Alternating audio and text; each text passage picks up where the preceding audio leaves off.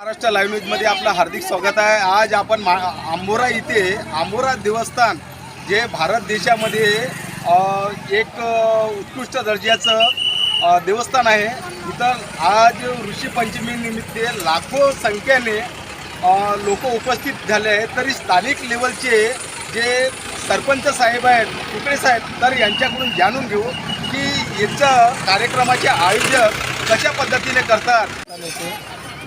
कित्येक वर्षापासून येथे ऋषी पंचमीचे यात्रेचे आयोजन केले जाते। त्या प्रित्यर्थ आपल्या आंबोरा देवस्थान येथे गोसेखुर्द प्रकल्प असल्यामुळे साईडला जागेचा अभाव कमी आहे। तरी पण आम्ही रोडच्या कडेला पार्किंगची व्यवस्था करून ग्रामपंचायततर्फे पार्किंगची व्यवस्था करून लोकांना आम्ही सेवा देतो। ठीक आहे, आणखी काय सांगता येईल याच्या माध्यमातून?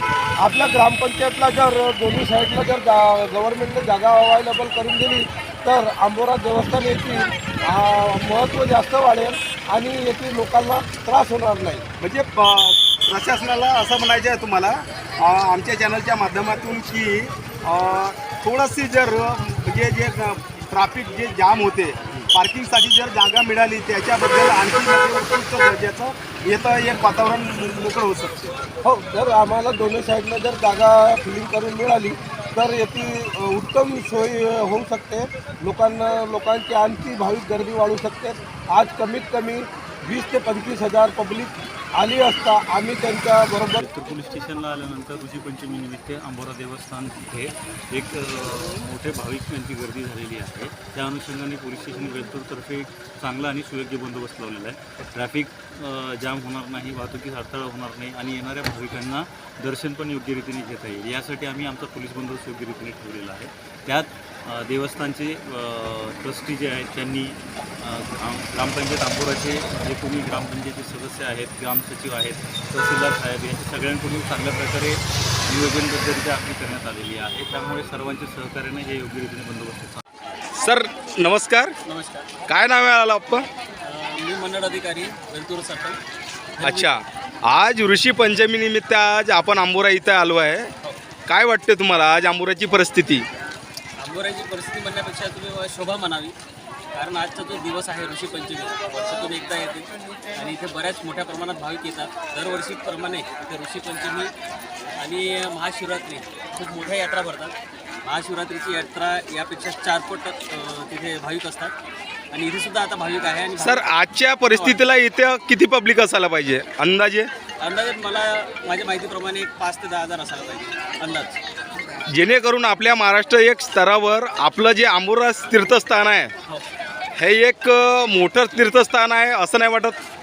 नागपूर जिल्ह्यातील नंबर 1 तीर्थस्थान आहे। नाही, आज आंबोरा पुलिया जे भंडारा नागपूर जुळला याच्या माध्यमातून एक मोठा माध्यम झाला लोकांच्यासाठी। इथे पूल जो झाला आहे तो नागपूर जिल्हा आणि भंडारा जिल्हा हे कनेक्टिंग आहे। म्हणजे भंडारा जिल्ह्यातून भाविक येतात, नागपूर जिल्ह्यावरूनही भाविक येतात, दोन्ही जिल्ह्याचे भाविक इथे आहेत। आज आता इथे आपण पाहू शकता इतरत्र बरेच वर्धा जिल्ह्याचे पण भरपूर लोक आहेत। आज आंबोरा इथं कशासाठी आले? ऋषी पंचमीसाठी। काय वाटते आंबोरा या तीर्थस्थानाच्या बद्दल? खूपच छान वाटत आहे, सौंदर्य चांगलं वाटत आहे। हे पूजा मंडळाचे छान वाटत आहे, दर्शन छान होत आहे इथे आणि असंख्य लोकांची गर्दी आहे इथे। खूप चांगलं वाटत आहे, कारण सर्व बाया ऋषी पंचमी कोणी उजवायला आल्या, कोणी फिरायला आल्या, कोणी तीर्थस्थान आहे तर गडावर जायला आल्या।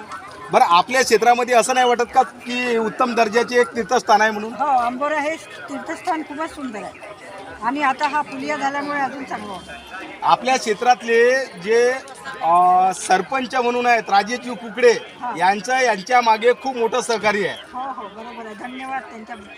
ठीक आहे, त्यांनी हे